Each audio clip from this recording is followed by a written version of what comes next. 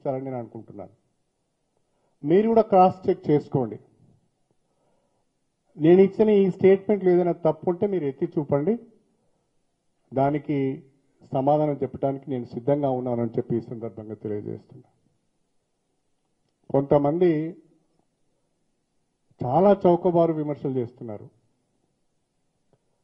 సంస్కారము, సభ్యత అనేది వాళ్ళ జీవితంలో లేదు, వాళ్ళ నిజ జీవితంలో లేదు కాబట్టి అందరూ అదే రకంగా ఉంటున్నారని అనుకొని సభ్యత, సంస్కారం లేకుండా విమర్శలు చేస్తున్నారు. భాష ఎక్కడి కనుక పోయింది అంటే, ఒక పోస్ట్ గ్రాడ్యుయేషన్ చదివిన వ్యక్తి, ఒక మెడిసిన్ చేసిన వ్యక్తి, ఒక ఇంజనీరింగ్ చేసిన వ్యక్తి, ఒక అడ్వకేట్గా పనిచేసిన చదువుకున్న వ్యక్తి కూడా హోందాతనాన్ని కోల్పోయి, మానవత్వాన్ని కోల్పోయి, రాజకీయంగా మాట్లాడవలసిన విషయాలను వ్యక్తిగత దూషణలకు దిగజార్చే ప్రయత్నము, రాజకీయ వ్యవస్థను భ్రష్టు పట్టించే ప్రయత్నం జరుగుతున్నది. ఇది మా జిల్లాలో ఉన్న మా మీడియా మిత్రులందరూ కూడా గమనించాలని చెప్పి నేను కోరుతున్నాను. నాకు కూడా చాలా మాటలు వచ్చు, నాకు కూడా చాలా బూతులు వచ్చు. ఎందుకంటే నేను పుట్టి పెరిగింది అక్క, నేనైతిని, నేను గదే పల్లెటూరులో పుడుతుని, గదే గుడిసెలలో పుడుతుని, గవే మాటలు ఇంటిని చిన్నప్పటి నుంచి. కాకపోతే తర్వాత కాలంలో ఇంత చదువుకొని కొంతమంది మీలాంటి మేధావులతోని కలిసి తిరిగి కాస్తో కూస్తో జ్ఞానాన్ని సంపాదించుకొని సభ్యతను నేర్చుకున్నా కాబట్టి కొన్ని మాట్లాడాలంటే ఇబ్బెట్టిగా అనిపిస్తుంది, సిగ్గు అనిపిస్తుంది నాకే. వాళ్ళు మాట్లాడిన మాటలు ఉచ్చరించడానికి కూడా నాకే సిగ్గు అనిపిస్తుంది. అది వాళ్ళ విజ్ఞతకు వదిలేస్తున్నా నేను. బాధ ఎక్కడైతుంది అంటే, 15 సంవత్సరాలు ప్రజలు అవకాశం ఇస్తే, ఎమ్మెల్యేగా గెలిపిస్తే 15 సంవత్సరాలు నియోజకవర్గాన్ని పట్టించుకోకుండా, అభివృద్ధి పైన ఒక ప్రణాళిక లేకుండా, సంక్షేమం గురించి ఆలోచన చేయకుండా, రాజకీయం అంటే అవినీతి అక్రమాలనే విధంగా నిర్వచనం చెప్పి, బీఫామ్లు అమ్ముకొని, దళిత బంధు అమ్ముకొని, తన చిల్లర చేతుల ద్వారా, చిలిపి చేతుల ద్వారా నియోజకవర్గానికి చెడ్డ పేరు తెచ్చిన వ్యక్తి కుసంస్కారి లెక్క మాట్లాడుతూ ఉంటే సమాధానం చెప్పాలంటే కూడా బాధ అనిపిస్తున్నారు. రాజకీయ విధానాలపైన సమాధానం చెప్తాం. ఎస్, ఈ వర్క్ నువ్వు తెచ్చినావనో ఇది చేయలేదు, నువ్వు తప్పు మాట్లాడుతున్నావు అంటే సమాధానం చెప్తాం. లేదు, నువ్వు ఈ హామీ ఇచ్చినావు, నువ్వు ఈ హామీని నిలబెట్టుకోలేదు అని అంటే దానికి మనం సమాధానం చెప్తాం. అలా కాకుండా ఇష్టం వచ్చిన రీతిలో మాట్లాడే ప్రయత్నం చేస్తున్నారు. ఇది రాజకీయాలకు మంచిది కాదు. వ్యక్తిగత దూషణలు రాజకీయాలలో పనికి రావు, దయచేసి గమనించాలి. విధానపరమైన విషయాలపైన రాజకీయంగా ప్రజల్లోకి వెళ్దాం, కొట్లాడదాం. ప్రజలు ఎవరు మంచివారో వాళ్ళు డిసైడ్ చేస్తారు. ఆల్రెడీ డిసైడ్ చేసిండ్రు వాళ్ళు, కానీ వీళ్ళకి అర్థమైతలేదు. అటు ప్రజల చేత తిరస్కరించబడి, ఇటు పార్టీల చేత తిరస్కరించబడి, ఢిల్లీ వెనుకపోయి అందరి ఇళ్ల చుట్టూ దొరికి వాళ్ళ కాళ్ళు మొక్కినా వాళ్ళు చేసుకోవడానికి ఇష్టపడిన నాయకత్వం నీది. అది మర్చిపోయి సిగ్గు లేకుండా నువ్వు మాట్లాడుతూ వేరే వాడికి సిగ్గు లేదన్నట్టుగా ఇంకేదో భాష మాట్లాడితే ప్రజలు ఇవన్నీ అర్థం చేసుకోగలుగుతారు.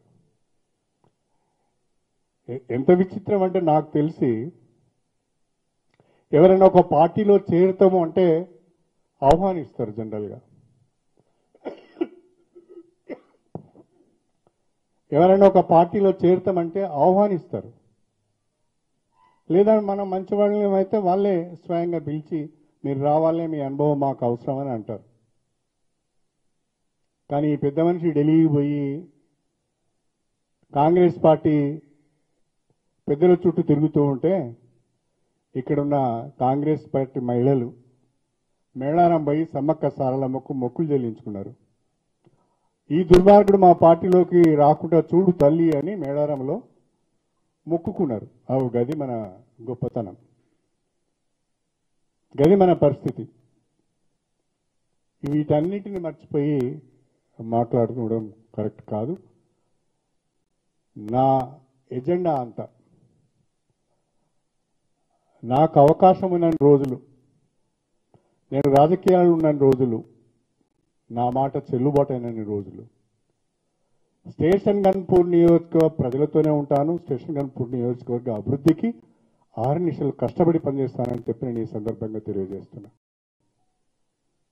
స్టేషన్ గన్పూర్ నియోజకవర్గ ప్రజల పుణ్యమా, స్టేషన్ గన్పూర్ నియోజకవర్గ ప్రజలు ఇచ్చిన రాజకీయ భిక్ష వలన ఇవాళ కడియం శ్రీయర్ అనే వ్యక్తి సమాజానికి తెలిసింది, రాజకీయ వర్గాలకు తెలిసింది. కడియం శ్రీయరి తనకంటూ ఒక ఇమేజ్ని బిల్డప్ చేసుకునే ఒక అవకాశం వచ్చింది. కాబట్టి ఆ ప్రజలకు ఎంత చేసినా తక్కువే. ఎవరెన్ని రకాల మాట్లాడినా, ఎవరెన్ని రకాల అవమానపరిచినా, ఎవరెన్ని రకాల వ్యక్తిగత దూషణలకు దిగినా ఏమాత్రం వెరవకుండా, భయపడకుండా ప్రజలతో ఉంటాను, ప్రజల మధ్యన ఉంటాను, ప్రజల కొరకు పనిచేస్తాను, నియోజకవర్గ అభివృద్ధి ఎజెండాగా ముందుకు సాగుతానని చెప్పి నేను ఈ సందర్భంగా మీ అందరికీ సవినయంగా తెలియజేసుకుంటూ సెలవు తీసుకుంటున్నాను. మా మీడియా మిత్రులు ఎవరైనా ఏమైనా ఫ్రీగా మాట్లాడవచ్చు. మీరు మాట్లాడే వాటన్నిటికి కూడా నేను సమాధానం చెప్తాను.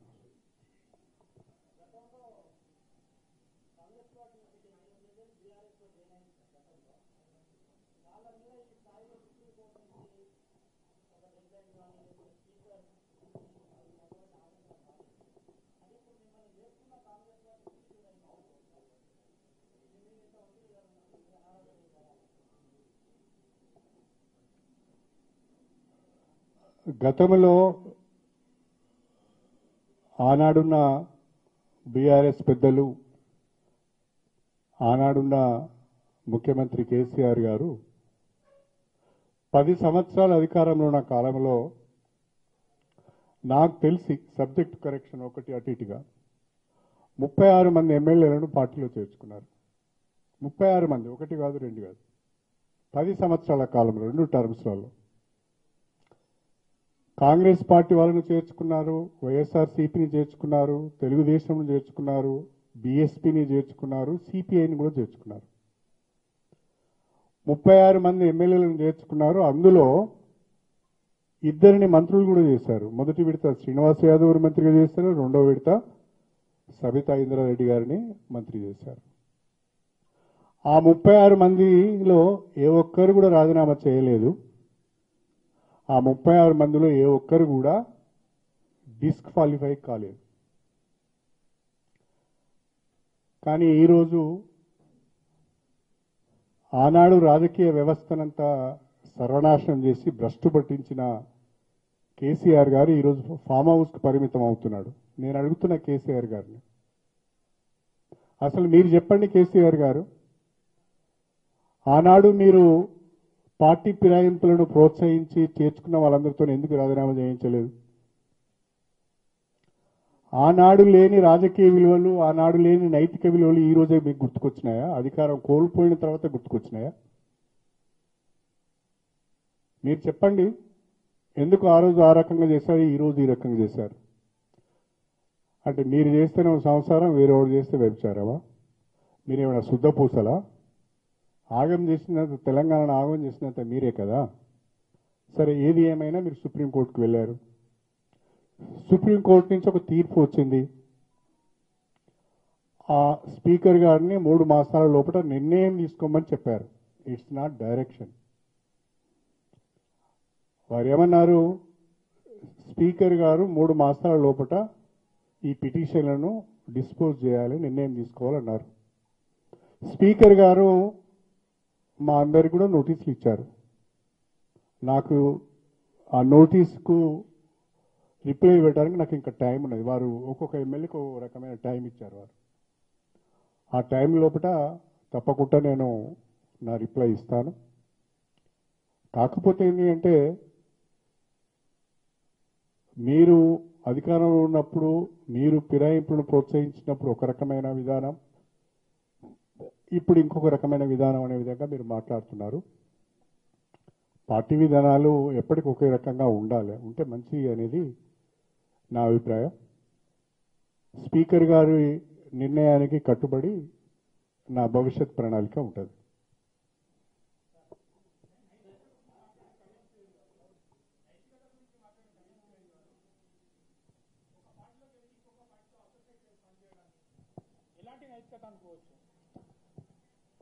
కడియం శ్రీహరి పార్టీ మారిన వాళ్ళలో కడియం శ్రీహరి మొదటివాడు కాదు, చివరివాడు కూడా కాదు.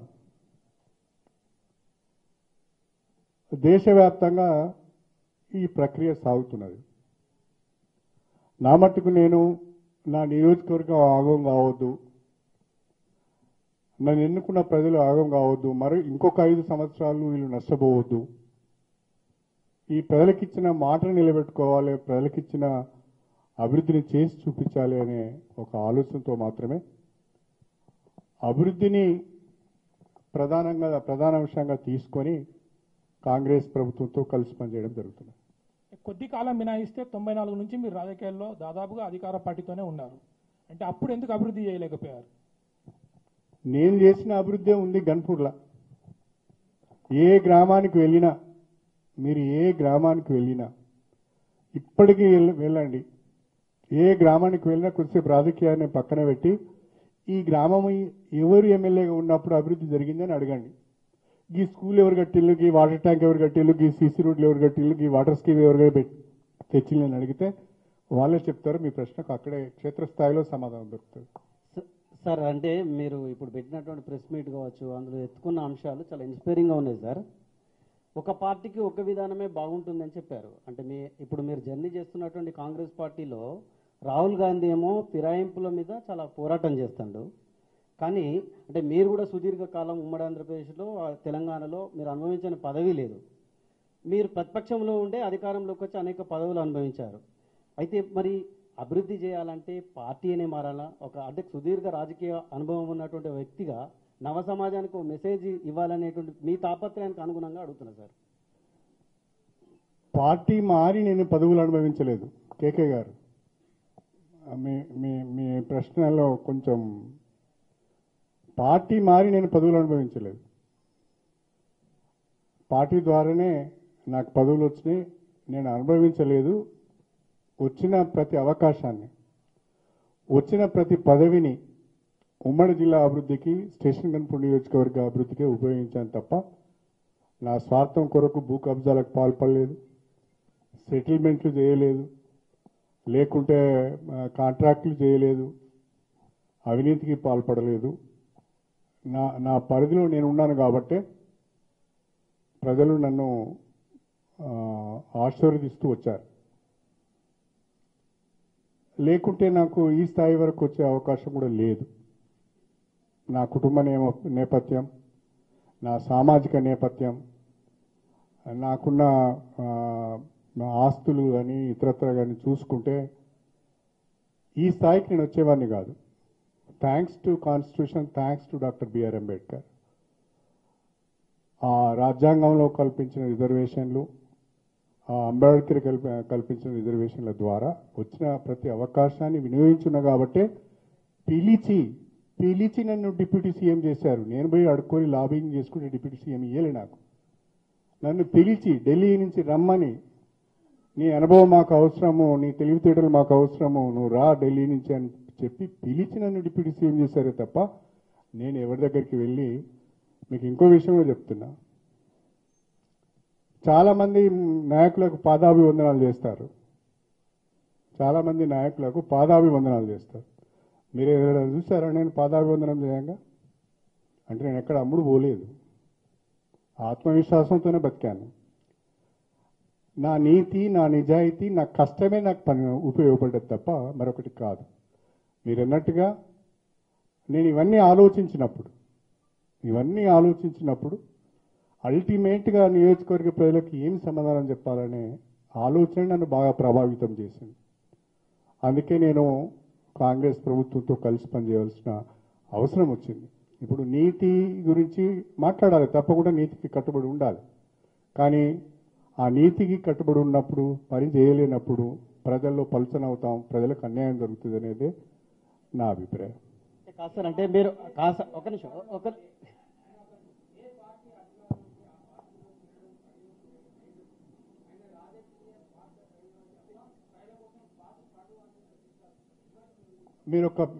నేను మిమ్మల్ని అడుగుతున్నాను, ఏ పార్టీలో అధికారంలో ఉంటే నేను ఏ పార్టీలోకి మారాను?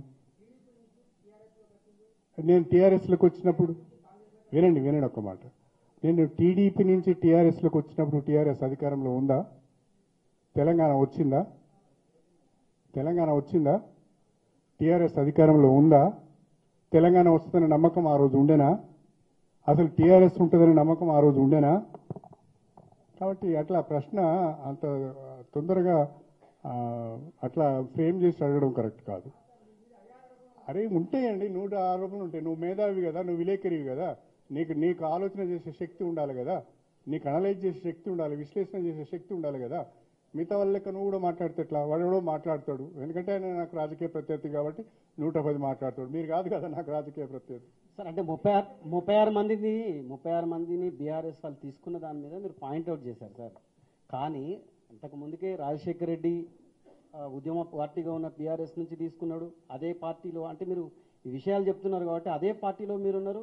రాహుల్ గాంధీ ఇదే దాని మీద పోరాటం చేశాను. దాని మీద నాకు సరైన ఆన్సర్ రాలే. నేను ఒకటి మాత్రం స్పష్టంగా చెప్పగలుగుతాను. కడియం శ్రీహరిగా వ్యక్తిగతంగా ఫిరాయింపులను నేను సమర్థించను. నెంబర్ 1, కడియం శ్రీహరిగా వ్యక్తిగతంగా ఒక సిద్ధాంతానికి కట్టుబడి ఉన్న వ్యక్తిగా, ఒక అంబేద్కరైట్గా ఫిరాయింపులను నేను సమర్థించను. కానీ మన వ్యక్తిగత ఇష్టాయిష్టాల కంటే, మన ప్రతిష్ట కంటే ఎక్కువ నియోజకవర్గ అభివృద్ధి, ప్రజల సంక్షేమం ముఖ్యమని భావించినప్పుడు కొన్ని నిర్ణయాలు తీసుకోవాల్సి వస్తుంది. ఆ కోవలోనే నేను నిర్ణయం తీసుకోవడం జరిగింది.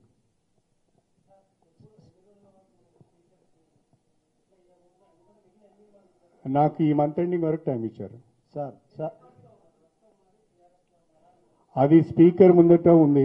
Speaker is nothing but A tribunal ముందట ఇష్యూ ఉన్నప్పుడు నేను మాట్లాడడం బాగుండదు. ఏమంటారు? ఏ పార్టీలో? ఇప్పుడు దీంట్లో దాచుకునేది ఏమున్నదండి? మేము పార్టీ ఫిరాయించినామనే సుప్రీంకోర్టుకు వెళ్ళిరి. సుప్రీంకోర్టు ఒక తీర్పు ఇచ్చింది. ఆ తీర్పు ప్రస్తుతం స్పీకర్ గారి జ్యూడిక్షన్లో ఉంది. వారు నిర్ణయం తీసుకోవాలి. వారు మాకు నోటీస్ ఇచ్చారు. ఆ నోటీస్కు నేను రిప్లై ఇస్తాను. రిప్లై ఇచ్చిన తర్వాత స్పీకర్ నిర్ణయం ఏది ఉంటే ఆ నిర్ణయాన్ని కట్టుబడి ఉంటాను. నేను ఏది వేసుకున్నా స్పీకర్ గారి ముందు ఉంది కాబట్టి ఇంతకంటే ఎక్కువ నేను మాట్లాడడం ప్రస్తుతం బాగుండదు. పార్టీ అంశం కాదండి, ఫిరాయింపులేదు. నేను ఏ పార్టీలో ఉన్నదనేది ఇప్పుడు ఆ స్పీకర్ తేల్చాలి కదా. సార్ మీరు చాలా టెక్నికల్గా మాట్లాడిల్లు. నేను ప్రభుత్వంతో కలిసి పనిచేస్తున్నా అన్నారు. ఇప్పుడు మేము డిసైడ్ చేసుకోలేకున్నాం, అందుకే ఇవన్నీ ప్రశ్నలు వస్తాయి. ఫస్ట్ పాయింట్, చాలా అంటే మీ రాజకీయ అనుభవాన్ని రంగరించి ఆ ముచ్చట చెప్పిండ్రు. ప్రభుత్వంతో కలిసి పనిచేస్తున్నా, ప్రతి ఎమ్మెల్యే కూడా ప్రభుత్వంలో ఉంటాడు, కలిసి పనిచేస్తాడు. ఓకే సరే, 8 మంది ఎమ్మెల్యేలు మేము బీఆర్ఎస్లోనే ఉన్నాము అనేది వాళ్ళు సమాధానం ఇచ్చిండ్రు. మీరు ఇంకా ఇవ్వలేదు. మీరును ఇంకా దానం నాగేంద్ర మేబీ ఇద్దరు ఇవ్వలేదు. మీ ఏమో అన్నాం, ఇక మాకు తెలియదు కాదు ముచ్చట. ఇక ఇచ్చింది మీరైతే ఇవ్వలేదని చెప్పిండ్రు. సో ఇచ్చే సమాధానములా ఏమన్నా మేమేమన్నా ఎక్స్పెక్ట్ చేయొచ్చా? లేదు స్పీకర్ కనుక ఇక లేదు ఇక ముచ్చట తప్పేటట్టు లేదంటే మీరు రాజీనామా చేసి ప్రజల్లో తేల్చుకున్నారా? ఎందుకంటే కడియం చేరి అన్నట్టు అది ఒక ఏమంటారు దాన్ని, ఐకానిక్ వరంగల్ జిల్లాల మాట పడడు అనేది లెక్క. మరి చెప్పండి, ప్రజలలో తేల్చుకోవడానికి సిద్ధమవుతున్నారా? ఎట్లా? నేను ముందే చెప్తే మజా ఏముంటుంది? దాని కొరకు నువ్వు కొంచెం వెయిట్ చేయాలి. దానికి కూడా జర మజా ఉండాలి, జర మసాలా ఉండాలి, దానికి ఒక సందర్భం ఉండాలి. కానీ అల్టిమేట్గా చివరిగా మీరు అనుకున్న కడియం శ్రేణి ఐకాన్గానే ఉంటాడు.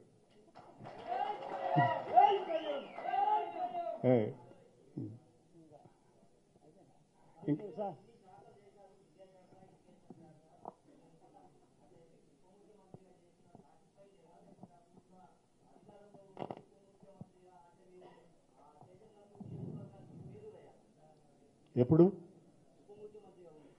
బ్రదర్, మీరు నేను డిప్యూటీ సీఎంగా ఉన్నప్పుడు వరంగల్నే ఉన్నారు కదా మీరు ఉన్నారు కదా నేను మిమ్మల్ని అప్పటి నుంచి చూస్తున్నాను ఆ రోజులున్న పరిస్థితులలో ఒక డిప్యూటీ సీఎంగా స్టేషన్ గన్పూర్కు నేను ఒక్కరోజు కూడా వెళ్ళలేదు ఆనాడు అధికార పార్టీలో డిప్యూటీ సీఎంగా ఉండి 4 ఏళ్ళు డిప్యూటీ సీఎంగా పనిచేసిన వ్యక్తిని ఒక్కరోజు కూడా గన్పూర్కు వెళ్ళలేదు ఇక దానికి కారణాలని మీకు తెలుసు ఆ రోజున్న పరిస్థితులు వ్యవహారం కథాకర్ ఇక నేను కాన్ఫరెన్స్కే ఫోన్ అవుతుంది నేను ఇట్లా డెవలప్ చేస్తాను నన్ను రానియరే